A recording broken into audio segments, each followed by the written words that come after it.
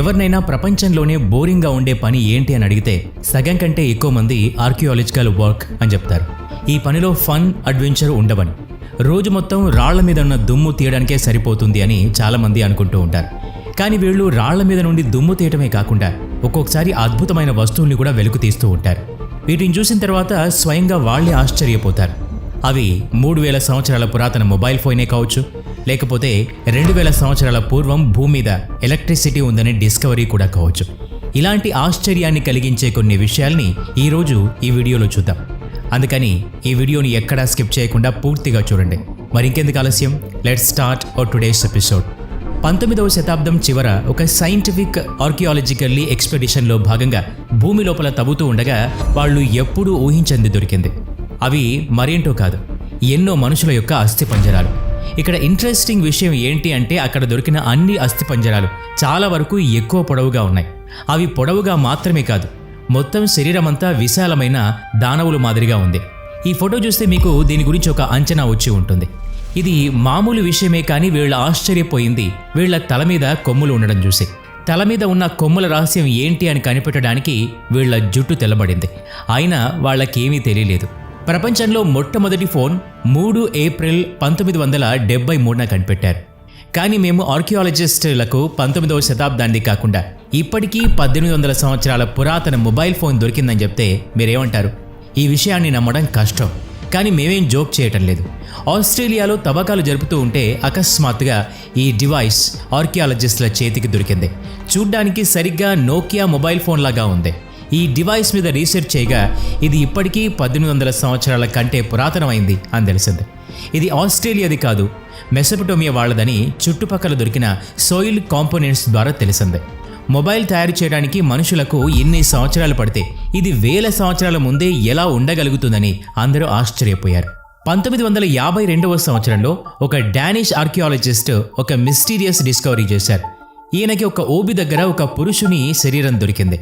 అది భూమి మీద దాదాపు 200 BC కాలం నాటిదై ఉండొచ్చు. ఇప్పటి వరకు అంత పురాతనమైన శరీరం అస్థిపంజరంగా మారిపోవాలి, కానీ అలా జరగలేదు. ఎందుకో మీరు కూడా ఒకసారి ఆలోచించండి. బురద వల్ల ముఖం తప్ప బాడీ మొత్తం ప్రిజర్వ్ అయింది. అది మీరు కూడా చూడొచ్చు. ఈ వ్యక్తి చేతుకున్న గోళ్ల నుండి తలపై ఉన్న వెంట్రుకల వరకు అన్నీ చూడొచ్చు. ఈ ప్రిజర్వ్ స్టేటస్తో ఈ వ్యక్తి చావుకు కారణం కూడా చెప్పొచ్చు. ఇతను చనిపోయే ముందు తిన్నది కూడా చెప్పొచ్చు. ఈ బాడీ మీద రీసెర్చ్ చేసిన తర్వాత తెలిసింది ఇతని శరీరం మీద ఎన్నో గాయాలున్నాయి. వీటిలో కొన్ని లోతుగా కూడా ఉన్నాయి. ఇతను చనిపోవడానికి ఇతని శరీరంలో ఉన్న గాయాలే కారణం కావచ్చు. 1930వ సమయంలో కోస్టారికాలో స్టోన్ బాల్స్ డిస్కవరీ చేసినప్పుడు అందరూ ఆలోచనలో పడిపోయారు. ఈ విశాలమైన రాళ్లను ఎవరు తయారు చేశారు, వాటిని ఎలా తయారు చేశారు అనే విషయం ఎవరికీ అర్థం కాలేదు. 1000 సంవత్సరాల పురాతనమైన ఈ భారీ రాళ్లను మనుషులు తయారు చేయడం అసంభవం. ఇవి తయారు చేసిన సమయంలో ఇలాంటి మోడ్రన్ ఎక్విప్మెంట్ అనేది లేదు. వీటిని ఎందుకు తయారు చేశారో తెలియకపోవటం వల్ల వీటి అస్తిత్వం మీద కూడా ఎన్నో ప్రశ్నలు వస్తూ ఉన్నాయి. ఈ రాళ్లకి గోళాకార షేప్ రావడానికి కారణం నీళ్లు అని కొంతమంది చెప్తూ ఉన్నారు. కానీ దీని మీద కూడా రిజెక్ట్ అనే ముద్ర పడింది. ఇప్పటి వరకు ఈ భారీ రాళ్లను ఎవరు తయారు చేశారు, దేనికోసం తయారు చేశారు అనేది ఇంకా కనిపెట్టబడలేదు. చాలామంది ఎక్స్పర్ట్స్ ఈ రాళ్లను ఇప్పటి నుండి ఎన్నో సంవత్సరాల ముందు ట్రైబ్స్ తమ బౌండరీ సెట్ చేయడానికి వాడేవారు అని చెప్తూ ఉన్నారు. ఇప్పుడు మేము చెప్పబోయే విషయం విన్న తర్వాత మీ చెవులు తప్పకుండా నిక్కబొడుచుకుంటాయి. విద్యుత్ అనేది ఇప్పటి నుండి 200 లేదా 300 సంవత్సరాల ముందు ఇన్వెన్షన్ జరిగిందని అందరికీ తెలుసు. అంతకుముందు మనుషులు విద్యుత్ లేకుండానే గడిపేవారు. ఇప్పుడు దొరికిన ఆర్కియాలజికల్ ఎవిడెన్స్లను బట్టి చూస్తే నేటికి 2000 సంవత్సరాలకు పూర్వం కూడా భూమి మీద విద్యుత్ అనేది ఉంది అని అనిపిస్తుంది. ఇలా ఎందుకంటున్నామంటే కొన్ని రోజుల క్రితం ప్రపంచపు మొదటి బ్యాటరీని కనుగొన్నారు. ఇది ఒక 13 సెంటీమీటర్స్ జార్. ఇందులో బెటమన్ ఐరన్ రాడ్ ఉన్నాయి. ఒక జార్ లోపల ఒక కాపర్ సిలిండర్ ఉంది. దీని లోపల ఒక ఐరన్ రాడ్ స్టడ్ కూడా ఉంది. అంతేకాకుండా దీనిలో యాసిడ్ కూడా నింపి ఉంది. ఇవన్నీ చూస్తే ఈ బ్యాటరీ 1 వోల్ట్ కరెంటు జనరేట్ చేయగలదు. 2000 సంవత్సరాల క్రితం ఇలాంటి ఒక అరేంజ్మెంట్ చేయడం మామూలు విషయం అయితే కాదు. మోవా న్యూజిలాండ్లో నివసించే పక్షి ప్రజాతికి చెందింది. ఇది 15వ శతాబ్దంలో అంతరించిపోయింది. ఈ పక్షి 4 మీటర్ల పొడవు ఉండేదట. దీని బరువు 250 కిలోల వరకు ఉండేదని చెప్తున్నారు. ఈ పక్షి ఎంత పెద్దగా ఉండేదో దీంతో మీకు అర్థమయ్యే ఉంటుంది. ఇవన్నీ మీకు ఎందుకు చెప్తున్నాము అంటే గత కొన్ని సంవత్సరాలుగా ఎక్స్పర్ట్స్కి ఈ అంతరించిపోయిన పక్షికి సంబంధించిన ఎన్నో రకాల భాగాలు దొరుకుతూ ఉన్నాయి. ఈ విషయంలో వాళ్ళు కూడా ఆశ్చర్యపోతున్నారు. ఒక ఎక్స్పెడిషన్ సందర్భంగా న్యూజిలాండ్లో తవ్వకాలు జరుపుతూ ఉండగా ఈ భారీ పక్షికి చెందిన ఒక మమ్మీఫైడ్ పంజా దొరికింది. ఈ పంజా చాలా ఖచ్చితంగా ఉంది. దీన్ని మనిషి చూస్తే ఇది అప్పుడే చనిపోయిన పక్షి యొక్క పంజా అని మోసపోవడం జరుగుతుంది. ఈ పంజా ఈ పక్షికి చెందింది అని రీసెర్చ్ చేస్తే తెలిసింది. ఇది వందల సంవత్సరాల ముందు శరీరం నుండి కట్టై భూమి లోపల పూడికిపోయింది. 1936వ సంవత్సరంలో టోమ్ ఎక్స్కవేషన్ సమయంలో నింజా మైథాలజిస్ట్ వాల్టర్ ఎంబ్రియో ఒక ఆశ్చర్యకరమైన వస్తువును కనుగొన్నాడు. ఇది ప్రస్తుత సమయంలో అందరికీ సబు డిస్క్ అనే పేరుతో తెలుసు. నిజానికి డిస్క్ షేప్ రౌండ్గా ఉంది. దీన్ని చూస్తే ఏదో ఒక సీడీ ప్లేయర్ డిస్క్లా కనబడుతుంది. దీని డిస్క్ తర్వాత ఎన్నో రకాల ఆర్గ్యుమెంట్స్ జరిగాయి, కానీ ఎక్స్పర్ట్స్ అభిప్రాయాలు ఈ విషయంలో వేరేగా ఉన్నాయి.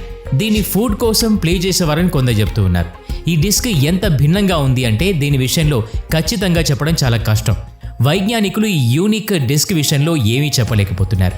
2013లో తవ్వకాల్లో ఎక్స్పర్ట్స్కి ఒక మ్యామూత్ బాడీ దొరికింది. మీకు తెలియకపోతే వినండి, మ్యామూత్ అనే జంతువు ఎన్నో సంవత్సరాల పూర్వం భూమి మీద నివసించేది. దీని శరీరం ఏనుగులాగే ఉండేది, కానీ ఇది ఏనుగు కంటే భయంకరమైంది. భారీ ఆకారంతో ఉండేది. అలాంటప్పుడు ఈ జంతు అవశేషాలు దొరకడం అంత పెద్ద విశేషం ఏం కాదు. 2013లో దీని బాడీ దొరికినప్పుడు వైజ్ఞానికులు ఆశ్చర్యపోయింది. ఎందుకు అంటే దీనిలో ఉన్న బ్లడ్ ఫ్రెష్గా ఉంది. వైజ్ఞానికులు దీనిపైన రీసెర్చ్ చేస్తున్నప్పుడు అకస్మాత్తుగా మ్యామూత్ శరీరానికి ఆయుధాలు తగలటం వల్ల రక్తం కారటం మొదలైందని చెప్పారు. ఇన్ని సంవత్సరాల పురాతన జంతువు రక్తం ఇంత ఫ్రెష్గా ఎలా ఉండగలదు? ఇది చూసిన తర్వాత ఎక్స్పర్ట్స్ కూడా ఆశ్చర్యపోయారు. ట్యూరిన్ ష్రౌడ్ క్రిస్టియన్ స్మారక గుర్తు. ఇదొక 4 మీటర్ల గుడ్డ. చనిపోయిన తర్వాత జీసస్ బాడీని దీంతో చుట్టారు అని ఒక నమ్మకం.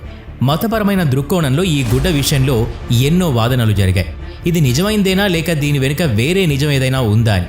జ్ఞానులు వైజ్ఞానికులు ఇద్దరూ ఈ గుడ్డ విషయంలో ఎక్కువ ఇంట్రెస్ట్ చూపిస్తూ ఉన్నారు. ఈ గుడ్డ వాల్యూని పెంచడానికి దీనిపైన జీసస్ ఇమేజ్ను సరైన పద్ధతిలో తయారు చేశారు. ల్యాబ్లో రీసెర్చ్ చేసిన తర్వాత ఈ గుడ్డలో ఎలాంటి ఫేక్నెస్ కనపడలేదు. వైజ్ఞానికులు ఇది నకిలీ అని చెప్పకపోయేసరికి దీని మీద అందరికీ ఇంకా ఎక్కువ విశ్వాసం కలిగింది. దీన్ని సరిగ్గా చూస్తే ఇది ధార్మికతను కలిగి ఉందా లేదా దీన్ని వాల్యుబుల్ చేయడానికి ఎవరైనా కళాకారి తయారు చేశారా అనే విషయం తెలియటం లేదు. క్విన్ డైనస్టీకి చెందిన రాజు క్విన్ షీ హ్యూయాంగ్ తన చిన్న వయసులోనే చైనాను ఒక్కతాటిపై తీసుకురావడానికి కంకణం కట్టుకున్నాడు. ఇతని శాసన కాలంలోనే ఇతనికి టూమ్ చేసి ఉంచారు. ఇతనికి తన సైనికులపై మక్కువ ఎక్కువ. అందుకని తను టూమ్లో తన సైన్యం చనిపోయిన తర్వాత కూడా బ్రతికి ఉండేలా ఒక నిర్ణయం తీసుకున్నాడు. ఇతను వేల సంఖ్యలో ఉన్న సైనికుల విగ్రహాలతో పాటు తన సైన్యంలో పనిచేసే గుర్రాలు, ఏనుగుల విగ్రహాలను కూడా తయారు చేయించాడు.